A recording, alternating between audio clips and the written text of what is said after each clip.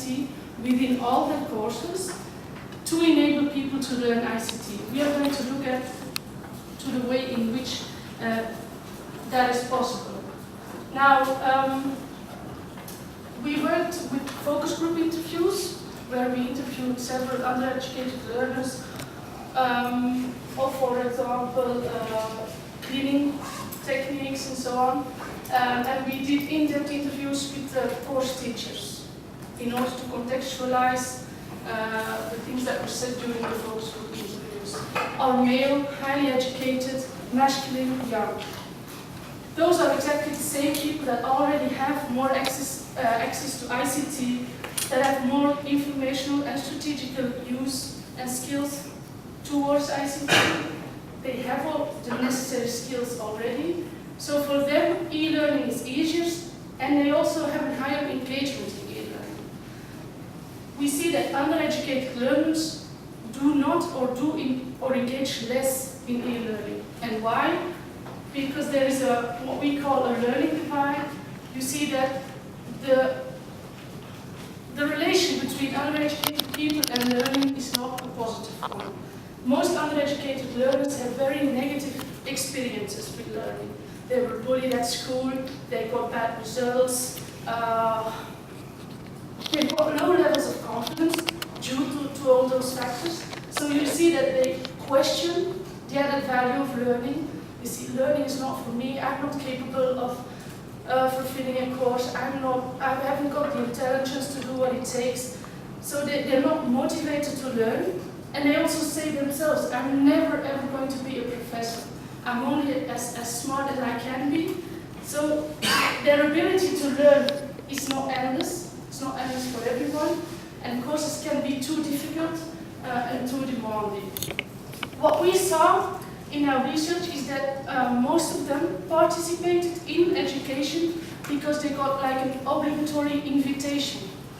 We worked together with the VDAB, which is an organization that coaches unemployed people. Undereducated learners don't go by themselves, don't activate themselves to go to formal education teaching courses because of those negative experiences in the past. Now, we see that motivation is a serious problem. How can undereducated learners be motivated to learn? And you see current participation, obligatory invitation, and the integration of ICT in courses does not change that. It's not because a course is given through ICT that undereducated learner will say, oh yes, the course is now with ICT, or through a computer I'm going to learn. No, ICT as such is not going to activate people to learn. Regarding time-space, you see that there's a tension between time and responsibilities. It's not a situation of any time, anywhere, anyhow. People have got responsibilities at home and beyond, and you see that there's an overload of responsibilities against a lack of available time. This is especially problematic for women. Women with children, a household, you see that the combination of work, some of them work before they participated in education, you see that they participate after changes in their personal life. It's because they became unemployed that they went into education. It's because their children were grown up that they went to education. So you see that the combination of work and family before was already difficult, and they can't see how they can integrate additional training courses within that combination. Another problem is the ideal learning environment. Not everyone is capable of learning wherever he wants. And you see that the ideal physical place depends on your learning styles, depends on your learning needs.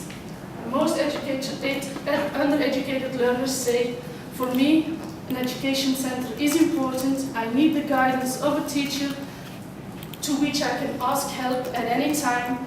I also need the social control. When I'm in the education center, I cannot fake my presence. I'm there, I have to learn.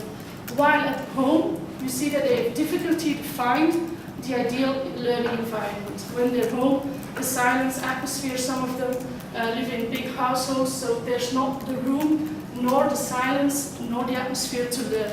Also discipline. Someone said, okay, I have to do some things on web learning. I put on my computer, I see Facebook, and then 2 hours later, I realize that I didn't do anything. So they lack the necessary discipline, and some of them don't recognize their home as a learning environment. They say, my home is my home. No work, no teaching, no learning, no nothing. Home is home, I want to do whatever I want when I'm home. And important there is that the teacher remains a central reference. Also for those, we also looked at distance courses. So there were people that were not linked to the education center, and they as well, they needed the personal contact with the teacher in order to get them advancing in order to get them advanced in their learning course. Another aspect is autonomy. When you say e-learning, that implies a large amount of choices. That implies deciding when you're going to learn, where you're going to learn, the pace, the method. It also implies eagerness to learn, willingness to learn, and organizational skills. It also implies that you know your own knowledge level. When you e-learn, it's about you proactively engaging yourself into learning. And you see that undereducated learners, those with learning difficulties, have not that natural attitude. They need to learn how to e-learn. And why do you see that? It's because of this. There's no participation unless they're obliged. They're unaware of their own knowledge level. They've got a lack of discipline to study. And that obligatory education, I assumed from the start that they were going to hate it. And they were, no. I thought they were going to say, VDAB cannot oblige me to follow an education. But on the contrary, they say, no, it's good. I engaged myself into learning, I realized I needed that education, so they said it can be, it's possible, they may do it, but under certain conditions. It has to fit to the knowledge level. You cannot oblige people to follow a course that is too difficult for them, and it also has to apply to the field of interest of people. You cannot oblige anyone to follow a course of something he's not interested in, because then again he will not be motivated, he will drop out, and so on. Learning styles. People have their own learning styles. What does that mean? We noticed that not everyone can learn via ICT. Not everyone can read and learn on the screen. And that is why when you apply, or when you want to install e-learning, you have to do it as an additional feature and not as a not to replace existing traditional means. And you see, with PC and internet, it's laid back. They were sitting in their couches, just watching and listening at the course. They weren't taking notes. They weren't recapitulating what they saw and heard.